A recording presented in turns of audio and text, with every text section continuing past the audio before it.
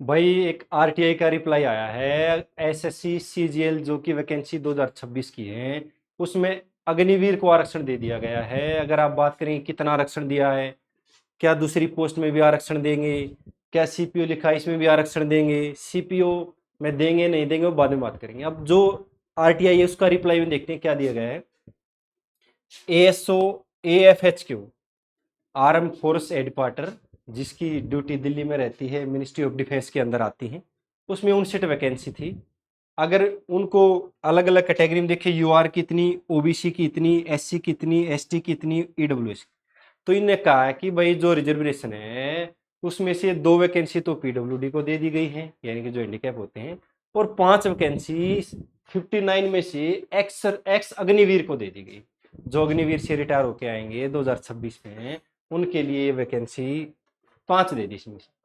क्या अब सवाल बनता है, क्या सीजीएल की दूसरी वैकेंसी में भी एक्स सर्विसमैन एक्स अग्निवीर को क्या वैकेंसी मिलेंगी? नहीं मिलेंगी भाई। हो सकता है ये आर्म फोर्स है इसलिए दे दिया गया हो। उसके बाद अगर हम बात करते हैं सीपीओ, सीपीओ सीपीओ की वैकेंसी में भी भाई खतरा मंडरा गया है, क्योंकि ये भी भाई जैसे एसएससी जीडी में होता है ऐसी सीपीओ की भर्ती है इंस्पेक्टर लेवल की, तो उसमें भी एक्स अग्निवीर को वैकेंसी मिलेंगी या नहीं मिलेंगी ये सवाल है। अब इस पे खतरा मंडरा गया है, मिल भी सकता है नहीं भी मिल सकता है। तो और क्या हुआ है भाई, एक खतरनाक न्यूज चली रही है मार्केट में कि भाई अब तो नोटिफिकेशन भी आ गया, चल क्या रही है, फाइनली कर दिया गया है कि 50% रिजर्वेशन दे दो। किसको? एक्स अग्निवीर को। मिल गया भाई, अग्निवीर के लिए मौज हो गई है। इतने तो अग्निवीर आए भी नहीं होंगे, आते ही उन्हें नौकरी मिल जाएगी। भाई सरकार को ये चाहिए कि उन्हें वहीं परमानेंट कर दो। परमानेंट तो नौकरी तुम दे रहे हो यहाँ भी, वहीं कर दो, इससे अच्छा पेंशन मत दो, करो तो कुछ। मैं इसके विरोध में नहीं हूं कि उन्हें मिलना नहीं चाहिए, भाई मिलना चाहिए, लेकिन जो बच्चे बेचारे इस भर्ती की जीडी की बहुत बेसब्री से इंतजार करते थे, उनको बहुत बड़ा नुकसान हो जाएगा, कट ऑफ बहुत आसमान छू जाएगी भाई, क्योंकि 50% तो वैकेंसी गई, फाइट तो रहेगी 50% में। अब आपको करना क्या है? सर ये हो गया तो हम करें क्या?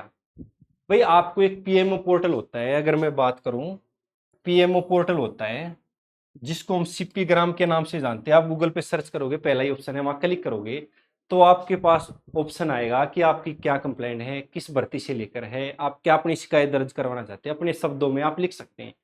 और वो फिर अलग अलग विभागों में चली जाएगी, और उसके ट्रैकर होता है, उस पर आप अपनी कंप्लेंट का ट्रैकर भी देख सकते हो कि आपकी कंप्लेंट का क्या हुआ।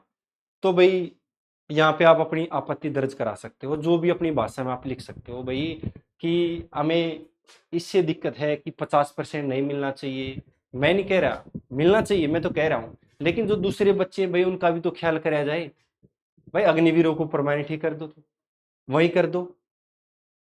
मैं तो कहता हूँ संसद में भी सीट दे दो, उनको देनी चाहिए भाई। 4 साल सेवा करे, बेचारे कहाँ जाए, उनको पढ़ने की उम्र भी निकल चुकी है। तो भाई आपकी क्या राय है इसमें, तो वीडियो के नीचे कमेंट जरूर करें कि आप क्या क्या सोचते हैं इस आरक्षण के बारे में। धन्यवाद।